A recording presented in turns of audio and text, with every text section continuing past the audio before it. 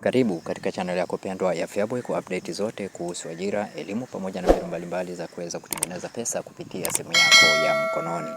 Katika video hii nitakwenda kuonyesha namna au jinsi ya kuweza kuangalia matokeo ya kidato cha pili pale yatakapotoka.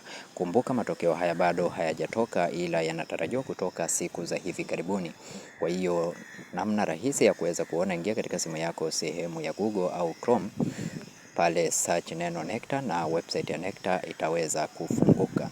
Website ya NECTA, official website ya NECTA itaweza kufunguka kama hivyo, na bale utabonyeza vile vidoti vitatu pale juu, afu utaenda sehemu hiyo ya result.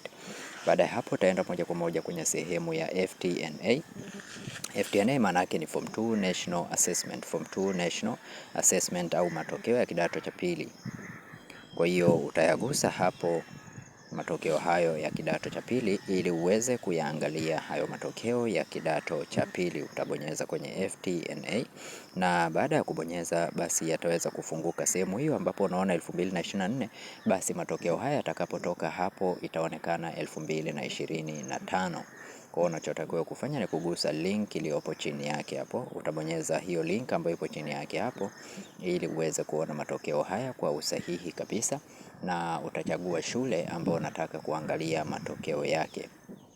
Chague shule ambayo unataka kuangalia matokeo yake, utaigusa, lakini kumbuka matokeo haya yanakuja na namba. Kwa hiyo kabla hujaenda kuangalia matokeo, hakikisha unayo namba ya mwanafunzi ambao unataka kuangalia matokeo yake. Matokeo hayawekwi na majina, yanawekwa kwa namba.